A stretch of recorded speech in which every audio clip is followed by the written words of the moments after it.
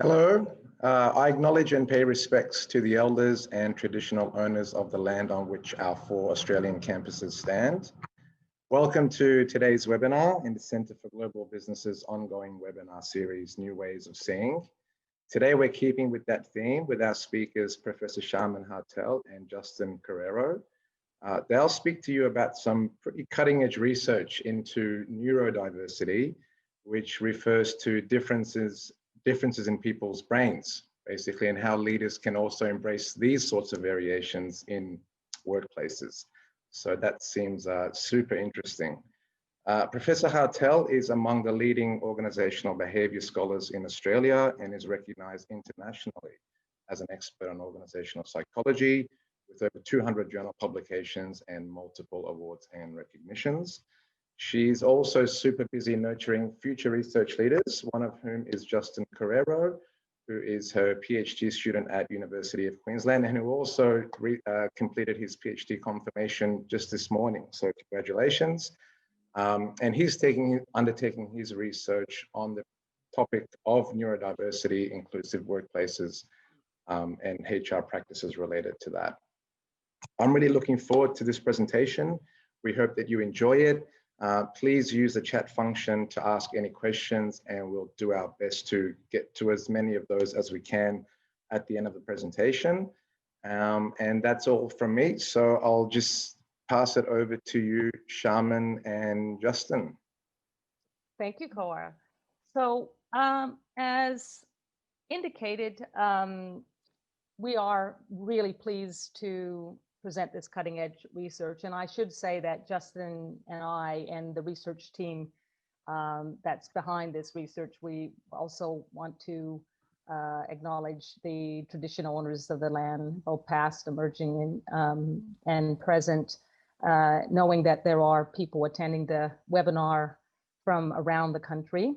And what I would like to indicate here, and as you look at this first slide here, is that while the journey with Justin started with my main research partner in this area, Associate Professor Anna Chaminska at the University of Queensland, I've since moved with Justin to Monash University, and Anna is now at Macquarie University. I would like to just give a little bit of a backdrop to say that we have worked in the area of neurodiversity and autism for some time and have a large program. Anna herself, who comes from Germany, actually has worked on this topic since the very early days when autism employment just was emerging, which started in Europe with Specialist Sterna. So she has a long-standing history with it. And our team is the leading researchers, certainly in Australia, on autism employment and neurodiversity employment. And we have, excitingly, the first global survey on autism employment practices, which is the first of its kind anywhere, that we're working on, and which we're very pleased to have Justin working on with us. So the way we're going to run this session is that I'm going to hand over to Justin to give our presentation, and then we would like is for you we proceed through the presentation. If you have any questions, if you could go ahead and put those in the Q&A or chat function, that would be terrific. We will have about 15 minutes at the end to be able to answer any questions, and I'll take the lead on the Q&A session. So now I'm going to pass it over to Justin. Great. Just want to quickly touch base. Can everyone see the screen okay in the presentation? Wonderful. Great. Well, first and foremost, thank you very much, Sharman. And I'm Justin Carrero. I was formerly with UQ. I am now with Monash University, and where Sharman is my supervisor with this very, very rewarding topic. And so very excited to go ahead and dive in. So I'm going to start by breaking down what the term neurodiversity actually means. Now, it was a term that was first introduced a little over 20 years ago by an autistic sociologist. And it's a term that recognizes and approaches neurological conditions as a natural variation to the human genome. Now, as far as what conditions fall under this umbrella, you have a range. There's ADHD, autism, dyslexia. There is a whole list. Now, I do want to point out that the conditions you are seeing on screen right now is not a full detailed list. These are actually just some examples. However, in the context of this presentation, we will be focusing particularly on autism. Now, for those of you who may not be intimately familiar, autism is legally classified as a disability. Diagnostically speaking, it is a neurological condition that is defined as having a difference in social communication, social interaction, as well as potentially displaying repetitive interest or behaviors. Now, the diagnostic prevalence of autism has increased exponentially over the last 40 years. In fact, in the last 20 years alone, it has increased almost 180%. So what this means is that the rate of autistic adults entering the workforce is not only increasing, but it is accelerating. So let's take a look at the current employment rates for the autistic population. Now, for comparison, 84% of individuals without a disability are actively employed, compared to 53% with a disability. The autistic population, however, 38%. In fact, autistic adults account for the greatest percentage of unemployment out of any subgroup. So when taking a look a little bit at the background of this, it's worth keeping in mind, autism is one of the most researched medical conditions in history. However, it has primarily focused on children. For a long time, up until the mid-1980s, it was actually classified as infantile autism because it was largely believed that it only existed in children. And as a result, that's where much of the research centered on. It wasn't until the last 15 years or so that research has actually started to be much more inclusive of adults. Then you compound that with employment, and research is remarkably scarce. Now, in saying that, in recent years, a new question started to be asked. What are some of the unique strengths associated with autism? And here's what we've started to uncover. Individuals with certain types can display a remarkable degree of consistency, honesty, and persistence, as well as having an increased focus, remarkable attention to detail, and incredible visual spatial abilities. There's also been research that has found an exceptional pattern recognition capability, which is sometimes referred to as systemizing, or the ability to deconstruct and analyze a rule-based system. Now, when taking a little bit more at the research, when taking a closer look at the research on inclusive employment, I'm going to briefly, for just a moment, expand this to the entire disability field. So to date, research has primarily focused on an organization's attitude or willingness to facilitate disability inclusive hiring. It's also looked at barriers to employment, prejudice, stereotype, stigma, discrimination. It's a large percentage has also looked at support programs and interventions. Again, because much of the research has centered on children, it has looked at how do we transition adolescents into adulthood through employment, education, as well as a number of other areas. It's now in the context of autism, in recent years, a large percentage of research has actually looked at how to modify behavior in order to become more employable.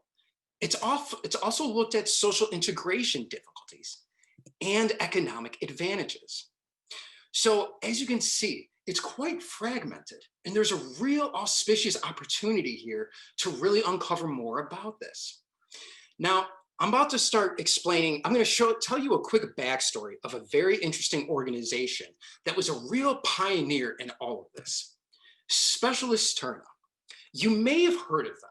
They are a social Danish enterprise. Now, the backstory to them is really quite fascinating. So pictured here is Torkel Sanne and his son, Lars. Lars has autism. And this is a really interesting story because when Lars was about 3 years old, his father noticed that he was sitting at the table drawing this. Now, some of you, perhaps all, may be looking at this saying, I don't know what this is. Don't worry, you're not alone. Interestingly enough, Torkel saw this and he said, you know, this actually looks vaguely familiar, but I can't figure out where.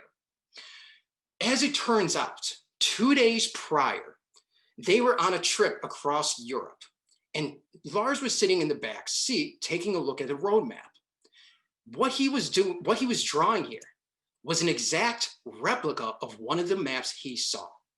Detail for detail, it was precise. So when Torkel saw this, he thought to himself, all right, in order to achieve this, somebody needs to have a strong attention to detail, patience, and somebody who's willing to make sure it is 100% accurate. And at the time, he was a director for a very large technology organization. And he said, these are the type of skills that we need in this field. And that's how Specialist Sterner was started, which focuses on employing autistic adults in technology-based roles. Shortly after this, a range of organizations heard about this and have also decided to facilitate autism inclusive hiring. What's interesting is that this is not limited to just multinational corporations, but government entities as well. Now, for anybody here who does not speak Hebrew, that emblem right below the Microsoft logo is actually the Israeli Defense Force. So as you can see, this has had quite a geographical spread. Now, to kind of transfer this over a little bit and taking a look at, in order to facilitate this type of employment, you need to have an inclusive leadership. However, the thing about inclusive leadership is that it's relatively new and there's not too much that is known yet. For example, right now, the understanding for inclusion is employees perceiving that they're members of a work group or organization. However, a single definition for inclusive leadership does not exist yet. There's been multiple conceptualizations.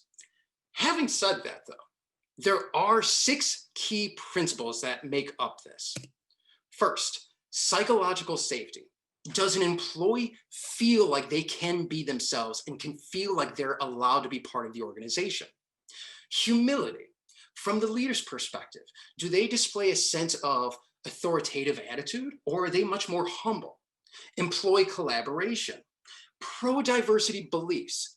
Is there a bona fide willingness and interest from the leaders to facilitate diversity inclusive employment? And then as well as cognitive complexity. In saying all of this, though, inclusive leadership has not been examined in the context of neurodiversity or disability. So this ultimately led to a study that was conducted alongside Sharman and one other colleague, where we conducted an exploratory non-participant study using grounded theory, which took place at a major metropolitan city here in Australia. We took part in a paid recruitment program with a multinational technology organization. Data was collected over 3 weeks through interviews, observation, as well as archival company documents. And then this data was analyzed using open, axial, and selective coding to identify any patterns or develop a new understanding to this topic. And it was really quite interesting what we found. So for starters, there was a huge focus on the environment. Historically speaking, the physical environment to an organization has always been important. However, it's always taken a secondary role. It has never served as the primary focus. Here, the company needed to make adaptations to the physical environment to make sure they were sensitive of the neurological sensory conditions some of the participants may have, such as making sure the lights weren't too bright, that sound was very minimal. And this led us to our next theme, the physical environment accommodation. But here's the thing, environment is not limited to just physical. There is an emotional component to the environment as well, which we definitely saw. There was a very high rate of positive encouragement. And the leaders also encouraged empowerment and fostered social integration. Now, I realize for some people watching this, they may be thinking, okay, so why is fostering social integration so important? Don't forget, difficulty with social interaction is one of the hallmark characteristics of diagnosing autism. So fostering social integration was actually a very significant step in all of this. But this was achieved by the facilitators also adopting a sense of humility, which led to this positive workplace climate. Collectively, this developed into the neurodiversity inclusive environment. Now, from the leadership perspective, there was a flexible training method adopted, and as well as ongoing evaluation of the program with real-time adjustments to cater to the candidates.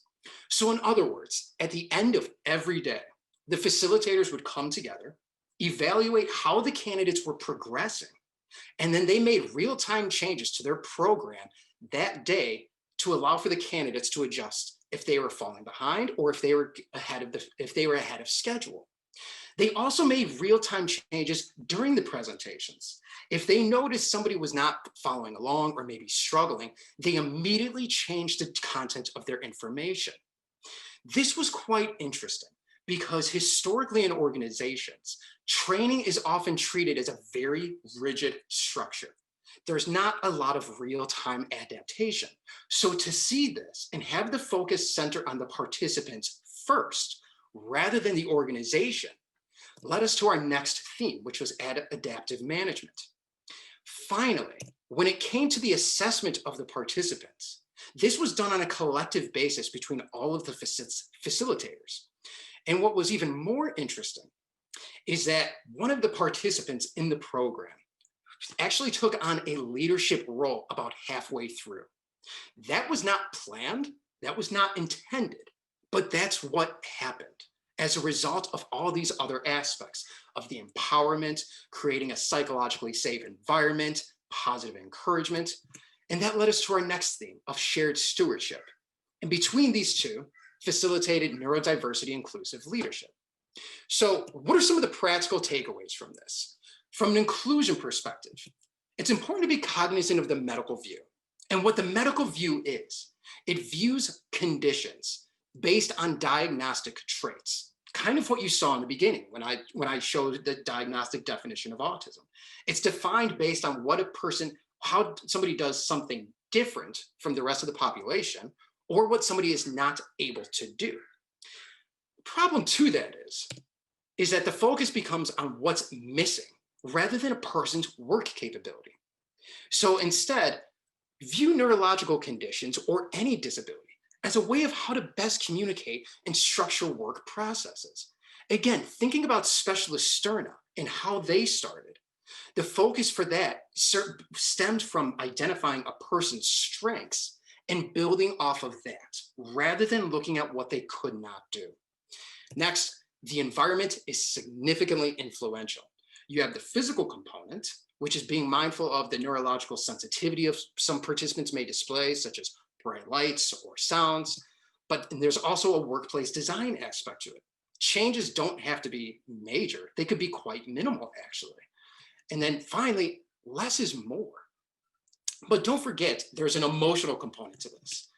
Creating a positive environment through holistic encouragement and embracement can establish the psychological safety that's needed in order for someone to really display their work capability. So in order to do this, though, it is best to avoid criticism and adopt a strengths-based approach.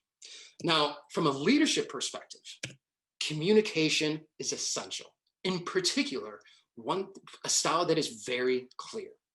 It's not within the neurodiversity community with autism, dyslexia, ADHD, people often communicate in a very clear-cut manner. So in other words, if a statement is being made that is context dependent or can carry more than one meaning as a result of being quite ambiguous, the recipient may not fully understand what you're asking or requiring. So in saying that, though, when it comes to constructing a project and a workplace, structure is remarkably valuable here, especially for individuals with ADHD. Interestingly enough, it's estimated up to 50% of autistic individuals have co-occurring ADHD as well. So one way the facilitators worked around this was using quite a high rate of visuals. They showed actual expectations and pictures and videos. This helped crystallize their expectations. Now, also, if you're ever in a situation where you are leading a group of neurodiverse individuals and you are asked to repeat information you just said, do not be offended. And here's why. It's not uncommon for someone within the neurodiversity community to have difficulty processing information that is heard verbally. This is very common with ADHD and dyslexia, but it has been reported in autism as well. So similar to the prior slide, adopting a strengths-based approach is really advantageous here. Focus on a person's abilities, not what they cannot do. And it's not to say you're choosing to overlook what someone is incapable of doing or an area of opportunity. It just removes a little bit of that pressure that you can put on someone by focusing on what they can't do and instead building upon their strengths. So what are some of the theoretical implications out of this? It identifies the importance of leadership taking place in an environment where physical and psychosocial considerations are made to be inclusive of people with autism. It also broadens leadership theory to include leadership skills and responsible management of followers' well-being, whose neurobiology limits self-care and self-advocacy. Now, this is a case study we completed about 1.5 years ago. Currently, we took those findings and developed a new research project, a survey that was launched in October of 2019, which was sponsored by the Autism CRC. This is the first and only global study that exists that actually looks at what are the most effective practices to employing autistic adults in a sustainable manner.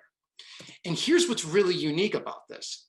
We survey just about every individual in the organization. We have the autistic employee, their colleague, supervisor, HR, and senior executives. And what this will do is provide a 360-degree perspective of what is actually taking place in the workplace that can make someone feel included or inadvertently excluded. Now, to date, some of the respondents we've included consist of multinational corporations such as IBM or SAP. We also have government associations such as the Department of Health and Human Services out of Victoria, as well as a range of social enterprises and academic institutions. Geographically, this has spread across a multitude of countries.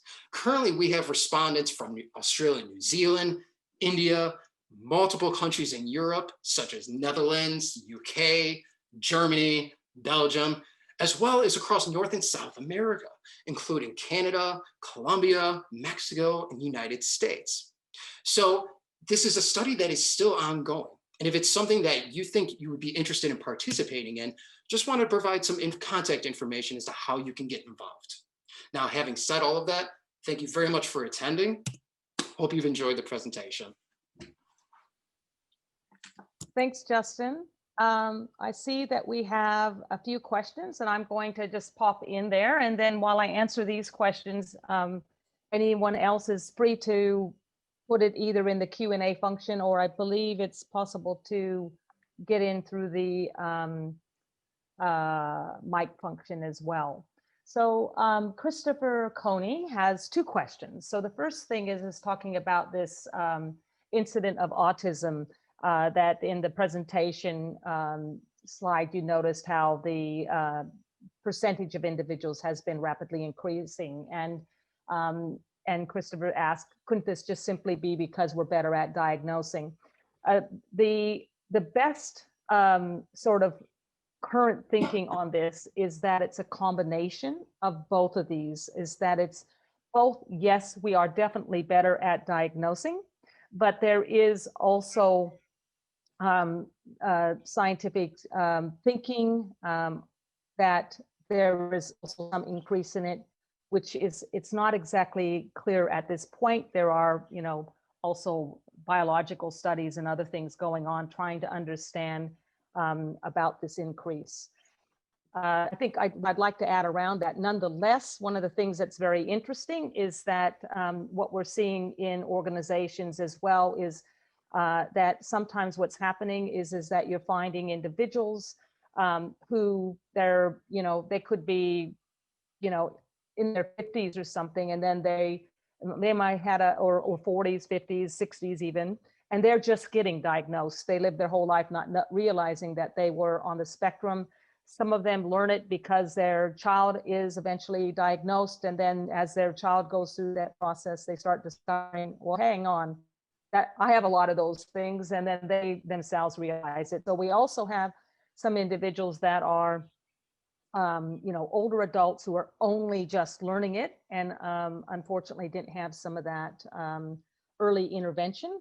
That today, if you get early diagnosis, there's a lot of things that can be done to assist early on. Christopher also asked about, is the issue in major employment an issue around this sustained concentration attention? Well, this could be, as Justin mentioned, one of the comorbidities that can go along with autism is the ADHD, which has some, of course, some attention sort of aspects to it. The other thing is that generally speaking, although other individuals may be, let's say, better able to deal with perhaps some of the boring or those aspects of work that we don't like so much. I mean, the reality is that our engagement with work and our productivity is not as good on those parts of our work as those parts that we like. So we would look at this as also a work design type of issue. And again, with a proper identification of the strengths of these individuals and appropriate placement, the focus can be, in fact, the other way around, where it's hyper focused. Let's see. Diane asked, and maybe Justin, you can pick this up. She says, can you just go back to your grounded theory slide and provide a few more details on how you use GT? Note, I am familiar with GT and just interested in its variety of applications. So we can put that slide back up. I guess one of the things I would sort of say there is that we were very lucky that Justin was able to gain permission to be a observer throughout this process. So it was a combination of observations and then also interviews that were conducted with people across the period of time, and also looking at various documents and the like. So I don't know, I might need a little more information on what else you might be looking at there. Yeah. And Justin, you want to say a little bit more there? Yeah, definitely. Give me just 1 second here. Can you see my screen okay? Okay, cool. Just wanted to also kind of build upon something that Charmin had talked about earlier with the diagnostic rates. It's worth keeping in mind that for the most part, the diagnostic criteria, there wasn't a strong ability to diagnose adults until about 15 years ago, maybe a little bit less than that. Not only that, once research has started to find that there was a strong genetic relationship and it's hereditary, that's when a lot of physicians have started assessing other members of the family. And so this actually happened in my own family. I have several cousins who are on the spectrum. Once the children were diagnosed, then they assessed the father, the grandfather as well, and they found that they were all on the spectrum too. So there's been a number of changes within the diagnostic arena that's also influenced those rates, notwithstanding the DSM merging Asperger's with autism in 2015. In creating that umbrella, which the intention to that was to make a more consistent process with diagnosing, that also had a significant influence. So there was a number of factors, much of which Charmin brought up, and then kind of just to tag on a couple others. Now to go to Diane's question about the grounded theory. Yes, so with this, because research in this field is is really in its infancy and is quite simply underdeveloped. we walked in with this completely open mind, just saying, okay, what is happening here? And when looking at when just using the interviews, for example, there were structured and unstructured. And when it came to the structured interviews, this was much more looking at just inquiring what type of processes have been implemented since they first started doing these types of programs, what changes were made along the way, how do they assess change? How do they assess the candidates? Things of that nature. And then this was coincided with the observational data. And so to give you an example, when adopting the grounded theory approach, pretty much what we looked at was the behaviors of the leaders and how the participants were responding, or vice versa. And then coinciding that with the interviews, as well as some of the archival documents. So say, for example, with the shared stewardship that I had talked about later in the adaptive management, that came from a combination of observation and the interviews, because during the interviews, one of the facilitators explained how at the end, how they will make real-time changes all the time. Not only, and then they also assess everything at the end of every day. But then the observation aspect of that was watching it in real time. There was at one point there was a training seminar taking place, and I noticed while one facilitator was conducting it, the other two were watching all of the participants as a means of additional assessment. And so what was interesting about this is that even though all three facilitators had a completely different job title, and their specialty focus was completely different, they all shared the same responsibility, which ultimately played a role with that shared stewardship.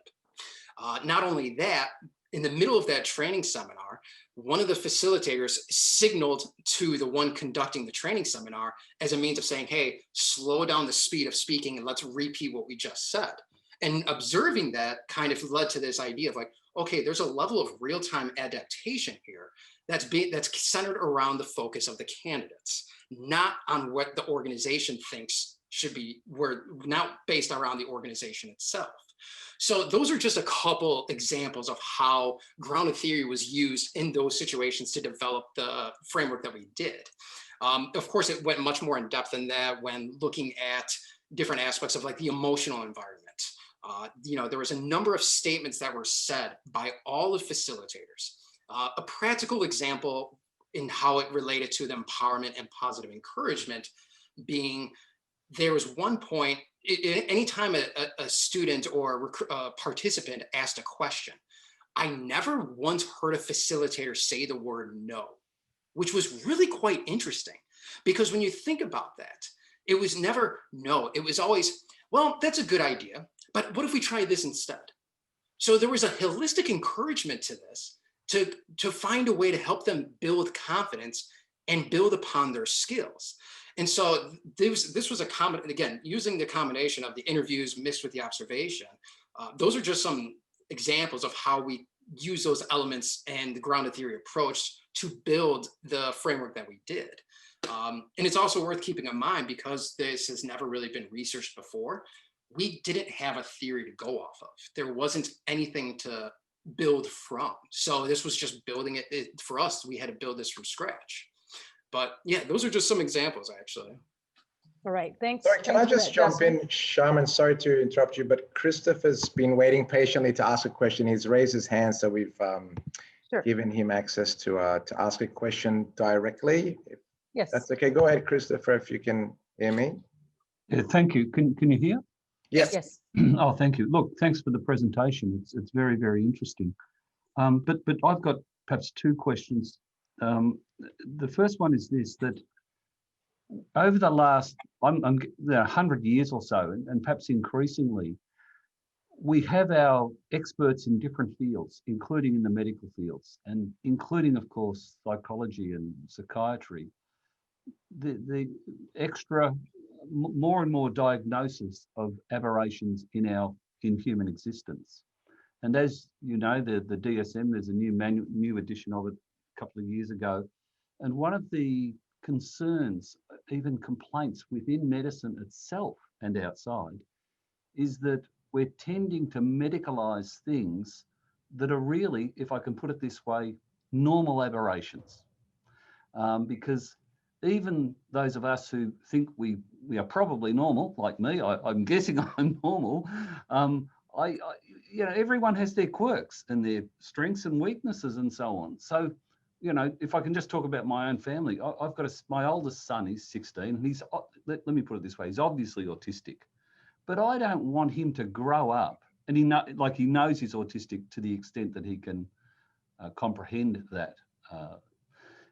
But I don't want him to grow up thinking, I'm autistic, I'm autistic. I want him to grow up being who he is, which includes having autism, but without a concern, like an abiding concern about his differences and his limitations from the autism.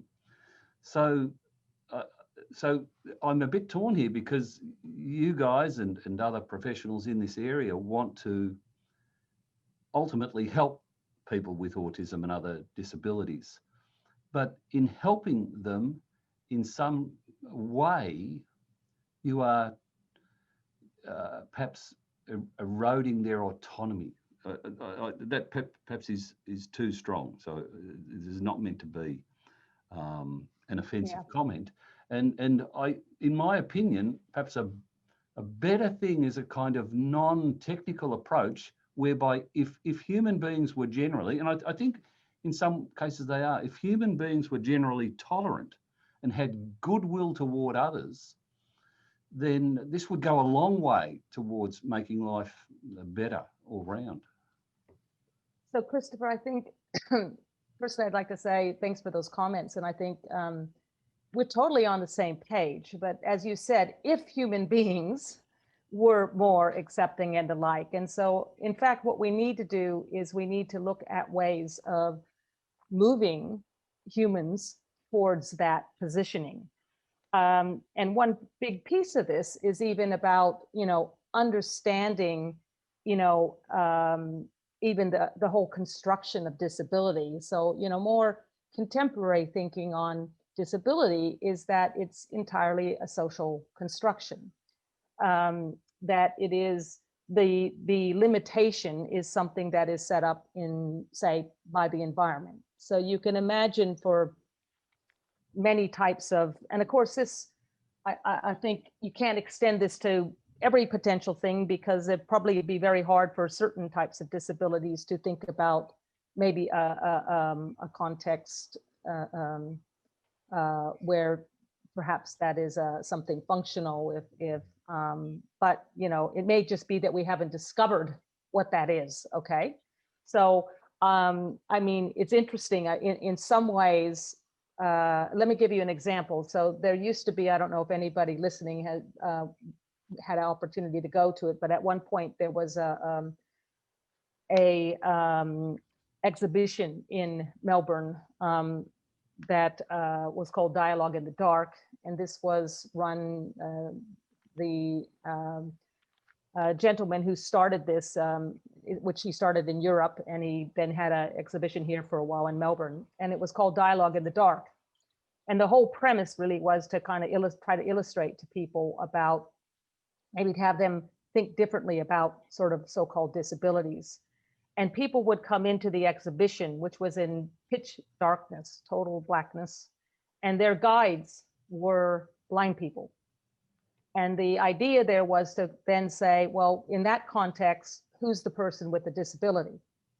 And it certainly isn't the blind person. It's actually that seeing persons are the ones that actually are those with a disability.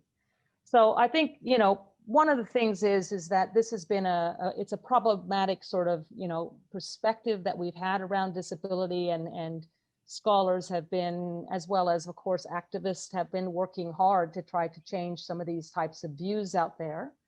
But still, if we don't, because it's not, those views do exist. Those views, you look at those statistics that Justin on this beginning presentation showed, is the reality is that, a very small number of, for example, people on the spectrum have employment, despite the fact that they are completely employable, right? And many of whom even have university educations and the like. So there's a barrier, and our interest is in actually trying to address this barrier. Think about how can we sort of move society and employment practices beyond this? how can we break down some of the, whether it's, misunderstandings, and in many cases it's fear around this space. So completely agree with your comment there that we need to sort of, to move this forward. And in terms of the autism community, I mean, you make an important point, and it's one of the things that we try to be very sensitive to in our presentations, and recognizes that there are different points of view from inside the autism community, for example, about how they want to be identified, how they want to identify themselves. So they may want to say, I'm a person with autism, or I'm an autistic person. They can choose their own identity. Just the same way as, someone might identify with their particular culture, that they may, identify primarily with their culture. I mean, we have many parts of our identity, and we can choose how closely we want to identify with that. We can choose whether we disclose or don't disclose, and these sorts of things in many cases. And agree with you that people should have, the autonomy there, but we can't also deny the fact that there are significant barriers out there, and work needs to be done to try to educate the broader community, to change the education of, future managers, workers, so that in fact these sort of stigmas and fear around working with people, for example, with autism, we can get rid of these sorts of things. Thanks for that. Yeah, thanks, Charmaine. That's very interesting. One of the things, though, that's built into the structure, for example, of Justin's presentation, there's the term neurodivergent, and that's a reasonable term. And a divergency is a divergence from what?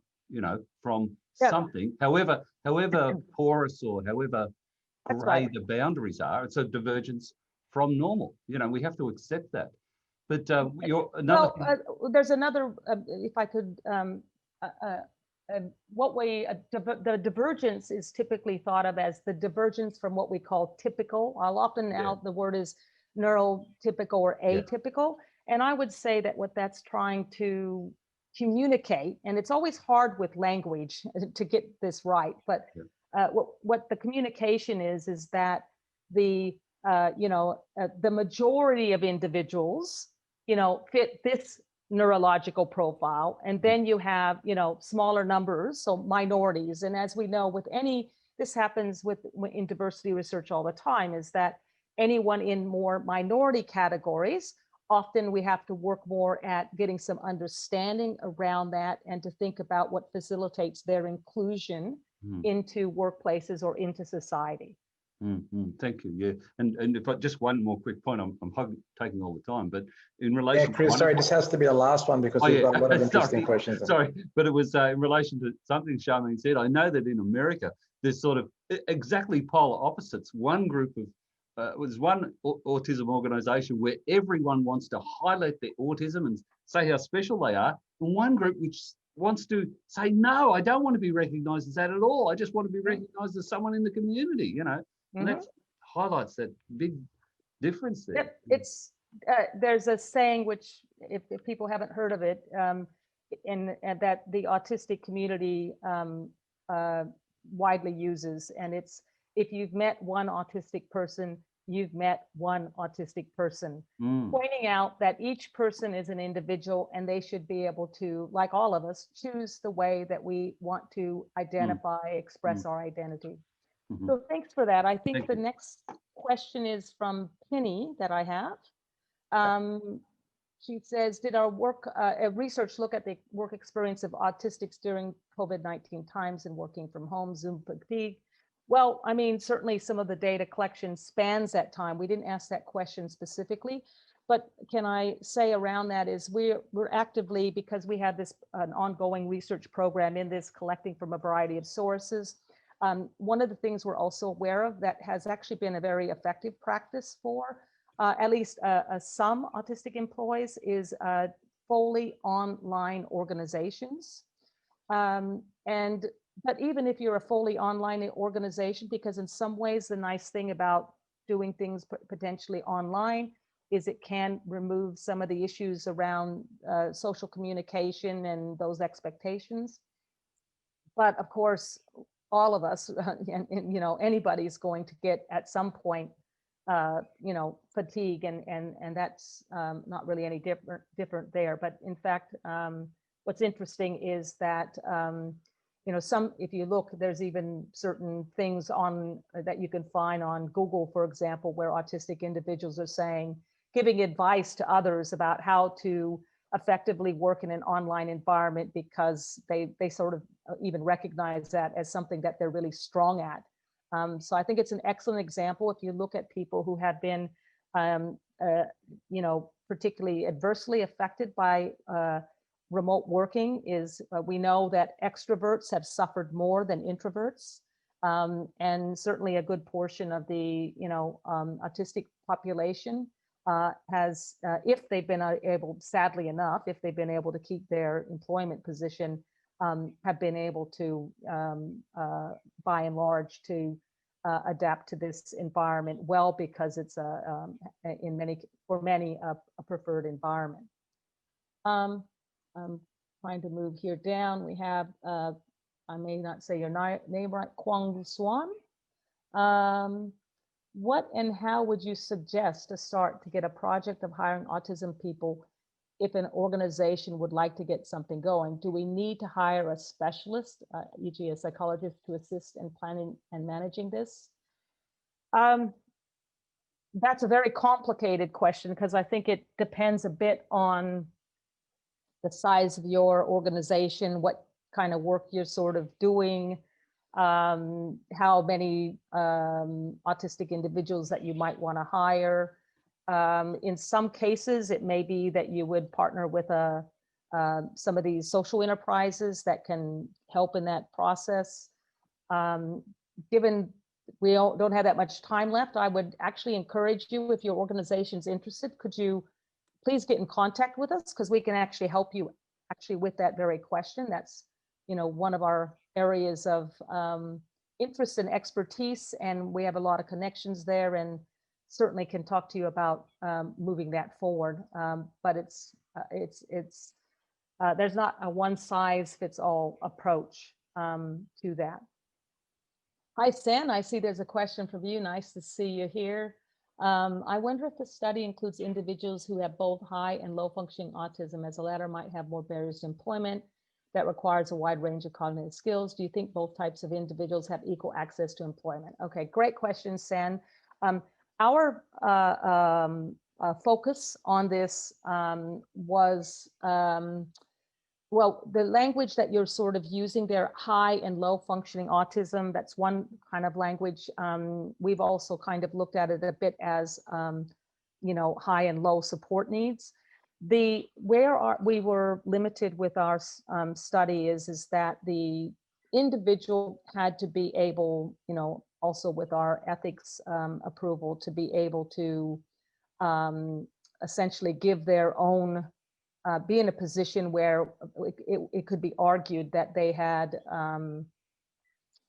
you know, the ability to give informed consent. So while I would say that that would mean that some of our participants would actually have higher support needs, certainly we wouldn't be have, you know, I think that in terms of, let's say, intellectual disability, if that's sort of what you're getting at there, we don't sort of get the end where they would have needed perhaps a guardian or someone to sign something on their behalf.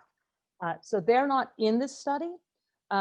We do work with some organizations that do work with those individuals.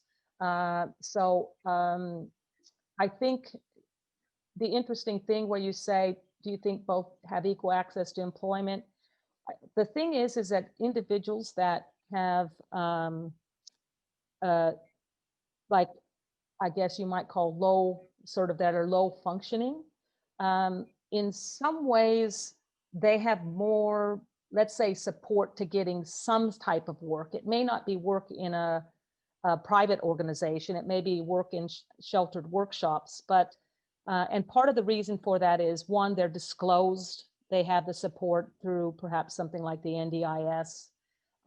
There are a number of social enterprises set up to support these individuals, some of which will try to, if they can get the individuals and find a suitable employer, they will actually be able to move them into that employment and perhaps provide job coaches.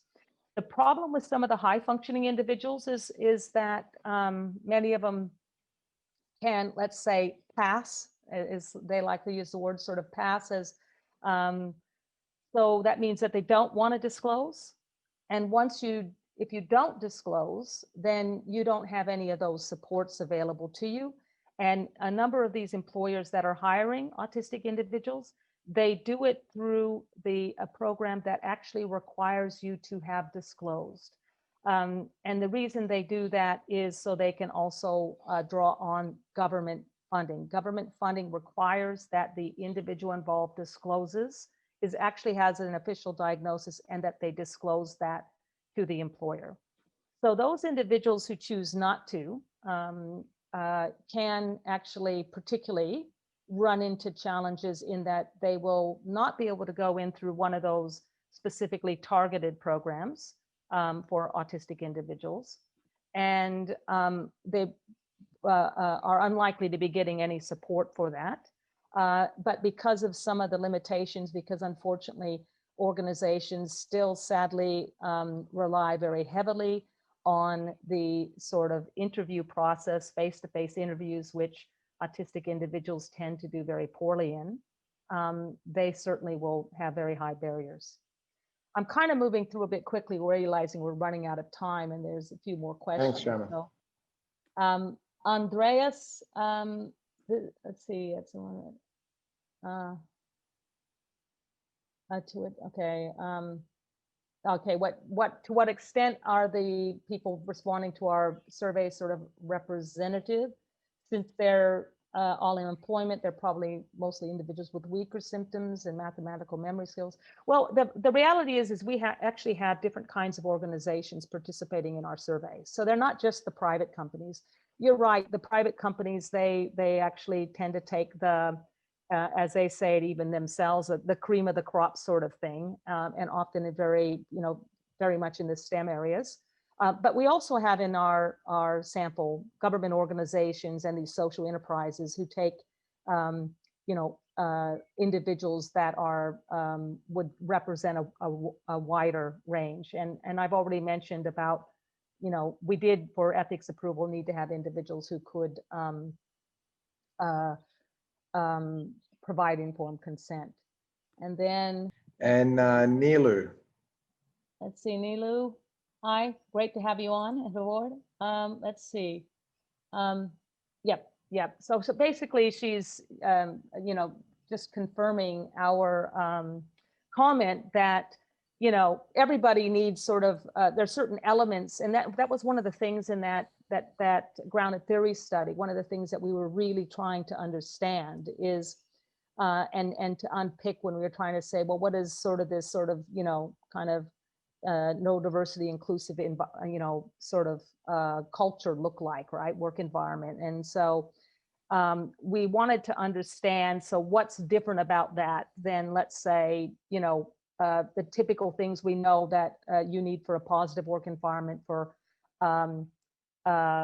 let's say neurotypical employees to feel included. Okay, so that's partly why in those things, and you're right, one of the things is that there needs to be an attention to these sort of work environment features. And one of the great things is with technological advances, a lot of these things, these things can be done and many, and they're expensive to companies. And in fact, I'd like to point to on our big survey, I mean, one of the partners we have is from the disabilities faculty at Cornell University. And her research, she has very good evidence around this, shows that, unlike what most organizations think, they tend to think that it's, if you give accommodations, it's people with disabilities that, they're taking them up and they cost you much more.